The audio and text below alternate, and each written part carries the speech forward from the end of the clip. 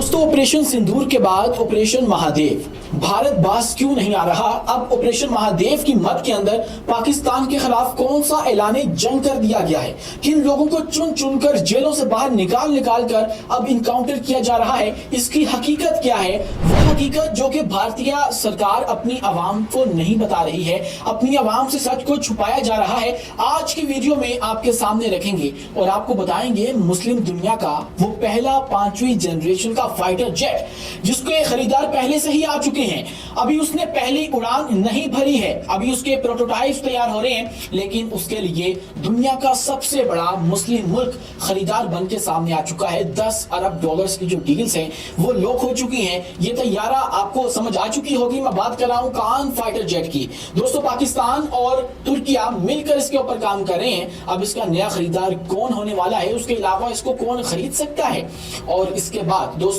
HQ-19 के बाद अब HQ-29 क्या पाकिस्तान आ सकता है। HQ-29 जो है वो HQ-19 से भी 2 हाथ आगे है। दोस्तों, ये वो दिफाई निजाम है जो कि दुनिया के टॉप नॉच मतलब टॉप 3 दिफाई निजामों के अंदर तस्वुर किए जाते हैं। Anti ballistic missile defence system है। आप इसको यूं समझ लीजिए कि ये आपकी जो खला है, आपकी जो स्पेस है, वहां पर भी दुश्मन का मुकाबला करते हैं। दुश्मन की जो सैटेलाइट्स होती हैं उनको निशाना बनाने की सलाहियत रखते हैं। इसकी क्या तफसीलात हैं, अब जो चाइना है उसने अपनी आर्मी के हवाले ये क्या खतरनाक चीज कर दी है, ये क्या बला चीज है, इसकी क्या खसूसियात हैं, आज की वीडियो में आपके सामने रखेंगे और आपको बताएंगे कि रशिया का S-400 हमारे हमसायों में आ चुका है। दोस्तों, रशिया, आप सोच रहे होंगे कि मैं इंडिया की बात कर रहा हूं क्योंकि S-400 अमूमन वहीं पे जाया करता है, लेकिन अब वहां पर नहीं गया, अब गया है ईरान के पास। जी हां दोस्तों, अब इजराइल को जो है वो टक्कर मिलने वाली है। अब उसके जहाज इतनी आसानी से आकर ईरान की धज्जियां नहीं भगेड़ सकेंगे, वहां पे बमबारी नहीं की जा सकेगी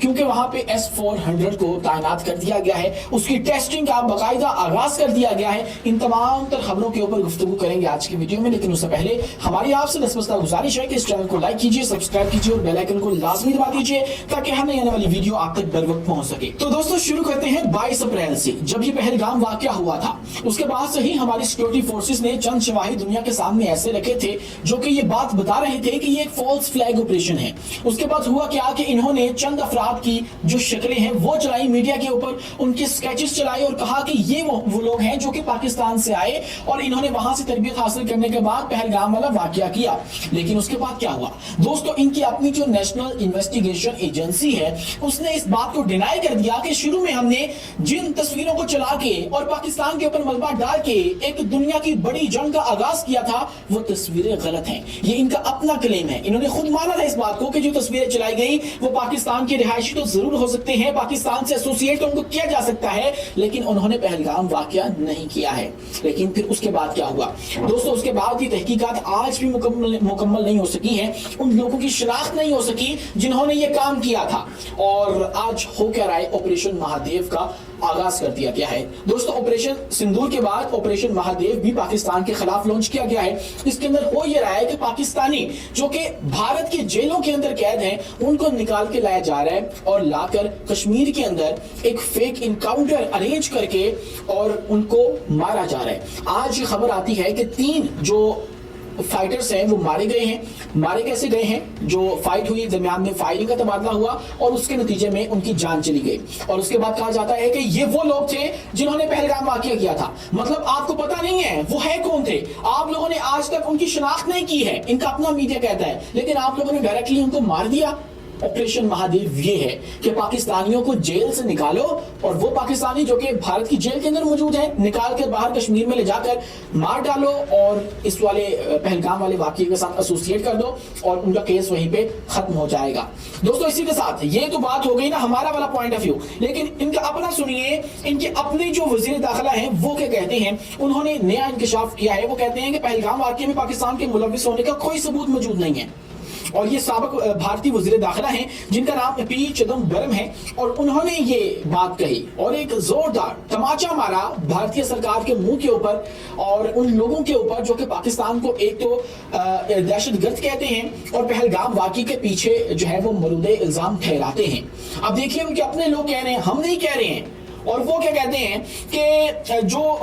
سابق بھارتی وزیر داخلہ ہے چدمبرم، انہوں نے کہا کہ بھارتی میڈیا کو انٹرویو دیتے ہوئے انہوں نے بیسیکلی یہ بات کی ہے اور کہا ہے کہ حکومت بغیر ثبوت کے بنیاد پر کیسے یہ دعویٰ کر سکتی ہے کہ دہشت گرد پاکستان سے آئے تھے، اور اگر ایسا ہے تو ثبوت کیوں نہیں پیش کیے گئے۔ اپنے لوگ اب سوال اٹھا رہے ہیں کب تک وہ ان کا جو جھوٹا گودی میڈیا کا بیانیہ ہے وہ بائے کرتے رہیں گے۔ اب ان کا بھی جو ہے وہ صبر کا پیمانہ وہ لبریز ہو چکا ہے، وہ بھی سوال اٹھا رہے ہیں کہ اپنے فوجی جو ہیں، فوجی جرنیل جو ہیں، وہ ان کے اوپر بہت سے سوالیہ نشان پہلے ہی لگا چکے ہیں۔ اب ان کے جو سیاستدان ہیں، یہ نہیں کہ اپوزیشن والے، ان کی اپنی پارٹی کے جو سیاستدان ہیں وہ بھی ان کے اوپر اس طرح کے سوالات اٹھا رہے ہیں جن کے ان کے پاس کوئی جواب موجود نہیں ہے۔ دوستو یہ تو تھی پہلگام واقعے کی کہانی میں اور آپریشن مہادیو کی، لیکن اگر ہم بات کریں HQ-29 کی، جس کے حوالے سے اب خبر سامنے آئی ہے کہ چائنا نے اس کو اپنی آرمی کے حوالے کر دیا ہے اور اس کو تعینات کر دیا گیا ہے۔ دوستو HQ-29 اور HQ-19 ملتی جلتی چیزیں ہیں، لیکن ان کے اندر سٹیج کا فرق ہے اور یہ دونوں خلا کے اندر جا کر دشمن کی جو سیٹلائٹس ہیں ان کو ہٹ کر سکتے ہیں،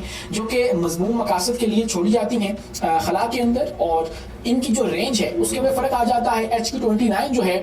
وہ مڈ کورس کے اندر ہی جو ہائپرسونک بیلسٹک میزائلز ہیں ان کو مار دیتا ہے، مطلب اس کو پاس بھی نہیں آنے دیتا، اور یہ دنیا کے ٹاپ 3 جو ایئر ڈیفنس سسٹم ہیں ان کے اندر شمار کیا جا رہا ہے۔ اور اس کی اگر خصوصیات کی بات کریں تو یہ میک 18 کی سپیڈ رکھتا ہے دوستو، آواز کی رفتار سے بھی 18 گنا تیز، اور اس کی جو سپیڈ ہے وہ آپ یوں کہہ لیجئے کہ 22,000 کلومیٹر پر آور کی جو ہے وہ بتائی جا رہی ہے،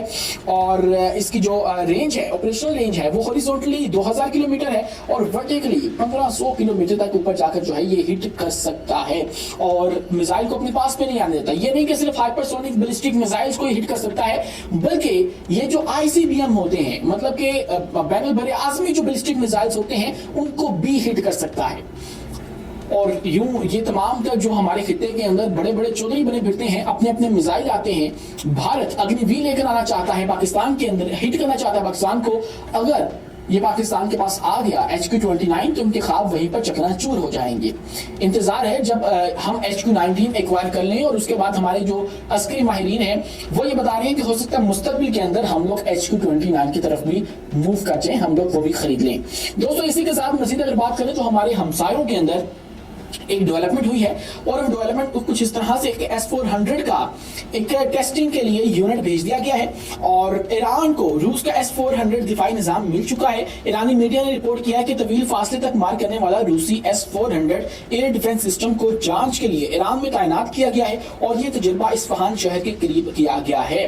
مطلب دوران جنگ ان کو یہ والے دفاعی نظام نہیں دیے گئے، لیکن اس کے بعد ایران کو اس بات کا احساس ہوا کہ ہمیں اپنے ڈیفنس سسٹم کو مضبوط کرنے کی کتنی اشد ضرورت ہے، اور اب لگتا یہ ہے کہ جس طرح سے وہ چائنا سے خفیہ طور پہ کچھ دفاعی نظام لے رہے ہیں، ان سے جو ٹیکنالوجیز ہیں وہ حاصل کی جا رہی ہیں، اب J-10C کی طرف بھی ان کے دیکھا جا رہا ہے،